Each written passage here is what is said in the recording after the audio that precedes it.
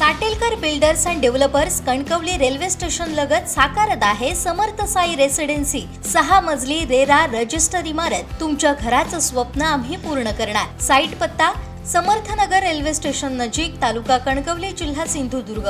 Smart meter बाबतचे गैरसमज चुकीचे असून भारत सरकारच्या निर्देशानुसार आणि महावितरणच्या आधुनिकीकरण धोरणांतर्गत सर्व ग्राहकांना स्मार्ट मीटर बसवण्याची मोहीम सुरू केली आहे। अचूक बिलिंग, मानवी हस्तक्षेपाशिवाय रीडिंगसह वीज वापरावरती नियंत्रण तसंच मोबाईलद्वारे वापर आदी फायदे यात असल्याची माहिती महावितरणचे अधीक्षक अभियंता अभिमन्यू राख यांनी दिली आहे। पाहूयात। स्मार्ट मीटरच्या संदर्भामध्ये जे गैरसमज पसरले जातात ते चुकीचे आहेत। भारत सरकारच्या निर्देशानुसार आणि महावितरणच्या आधुनिकीकरण धोरणाअंतर्गत आपण सर्व ग्राहकांना स्मार्ट मीटर बसवायची आपण मोहीम सुरू केलेली आहे। स्मार्ट मीटरचा एक प्रमुख फायदे जे आहेत ते अचूक बिलिंग पहिला फायदा आहे। त्याच्यामध्ये मानवी हस्तक्षेपाशिवाय ॲटोमॅटिक रीडिंग आपल्याला प्राप्त होते आणि त्याच्यामध्ये कुठल्याही प्रकारची चूक होणार नाही ह्याची पूर्णपणे खबरदारी त्या मीटरमध्ये घेतलेली आहे। दुसरा, वीज वापरावर नियंत्रण।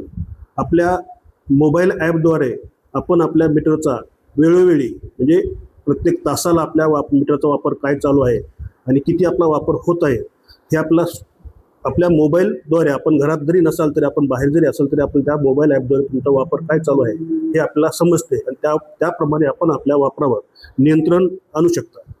तिसरा जे प्रमुख फायदा आहे की सौर तासामध्ये सध्या आपलं सोलार जनरेशन आपलं मोठ्या प्रमाणात चालू आहे आणि सौर तासामध्ये म्हणजे सकाळी 9 ते सायंकाळी 5 अशा वेळेमध्ये जो वापर नोंदला जातो आणि त्याची जी नोंद आहे ती फक्त आपल्या स्मार्ट मीटर म्हणजे TOD टाइम ऑफ डे मीटरवरच होते आणि त्या 9 ते सायंकाळी 5 पर्यंत जो वापर होतो त्याच्यावर प्रत्येक युनिट मागे घरगुती ग्राहकाला 85 पैशाची सूट आहे। आणि याच्यामध्ये मीटर बदलणे, रीडिंग किंवा बिलिंग प्रक्रिया सुलभ, पारदर्शी आणि विश्वासार्ह आहे 100%। स्मार्ट मीटर आणि TOD मध्ये काय फरक आहे? कारण आता तर बरेचसे आक्षेप होते की स्मार्ट मीटर म्हणजे TOD आहे। स्मार्ट मीटर आणि TOD मीटर हे एकच आहेत। स्मार्ट मीटरमध्ये फक्त आपल्याला मानवी रीडिंग घेण्याची गरज नाही, त्याच्यामध्ये आपल्या सिम कार्ड थ्रू आमच्या मेन सर्व्हरला रीडिंग प्राप्त होते। आणि TOD म्हणजे टाइम ऑफ डे म्हणजे कुठल्या तासामध्ये तुमचा वापर किती झाला आहे त्याची पण सुविधा त्या आपल्या स्मार्ट मीटरमध्ये आहे। दोन्ही ह्या गोष्टी आपल्या स्मार्ट मीटरमध्ये उपलब्ध आहेत। पण सध्या जे बसवले जातात ते स्मार्ट मीटर आहेत की TOD आहे? स्मार्ट मीटरच आहेत ते आणि त्याच्यामध्ये TODची सुविधा आहे।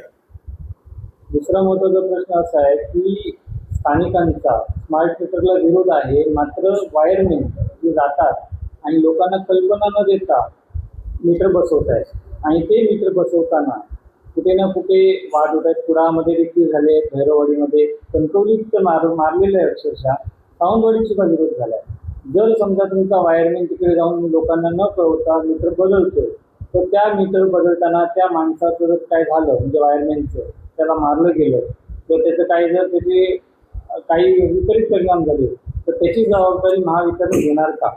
महावितरण ही 100% जबाबदारी घेत आहे आणि आपल्याला जे माहिती भेटलेली आहे की आपण ग्राहकांना पूर्वकल्पना दिली का?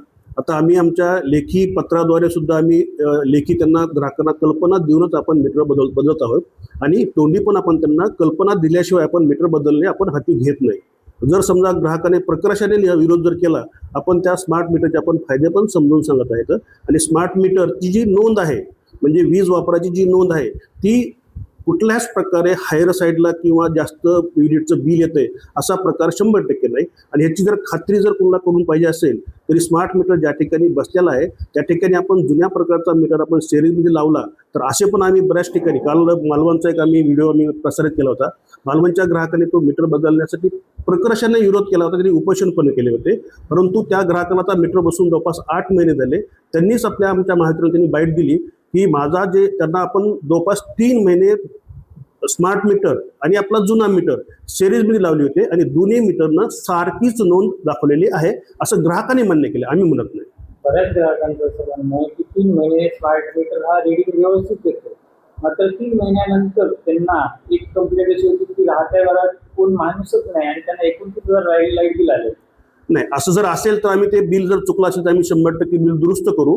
परंतु अशा घटना आता आमच्याकडे जवळपास 12 महिने झालेले मीटर आहेत, त्यांच्या कुठल्याच प्रकारच्या तक्रारी नाही की 3 महिन्यानंतर मीटर फास्ट होते किंवा बिल जास्त येते. अशा घटना 100% आहेत. असे जर समजा चुकून जर कोणाचं काही बिल खराब झालं असेल किंवा नेटवर्कचा काही प्रॉब्लेम झाला असेल तर बिल चुकलेलं बिल आम्ही 100% दुरुस्त करू. सर्वात महत्त्वाचा आणि शेवटचा प्रश्न, जर लाईट MSCB पाऊस आल्या लगेच लाईट कट होतात, रात्री अपरात्री कधी लाईट कट होतात, शासनाचा असा काही नियम आहे का की MSCBने ठराविक एवढ्या वेळेपेक्षा जास्त लाईट कट केल्यास ग्राहकांना त्याचा मोबदला किंवा त्याची नुकसान म्हणून काहीतरी फी द्यावी लागते, असं काही आहे का शासनाकडे? आपल्या मानांकनाप्रमाणे जर समजा ग्रामीण भागामध्ये 48 तासाच्या वर जर समजा सप्लाय बंद असेल आणि शहरी भागात जर 24 तासाच्या वर सप्लाय जर बंद असेल तर त्याला ग्राहकांना मोबदला मिळू शकतो. पण त्यासाठी त्यांनी ऑनलाईन आपल्याला तक्रार केली पाहिजे. परंतु पाऊस ज्यावेळेस येतो, जोराचा वारा ज्यावेळेस येतो त्यावेळेस विजांचा कडकडाट पण होतो आणि विजांचा कडकडाट आणि जोरात पाऊस आणि वारं ह्याच्यामध्ये आम्ही थोड्या वेळेसाठी आम्ही तो सप्लाय बंद का करतो की कुठल्याही प्रकारची जीवितहानी होऊ नये.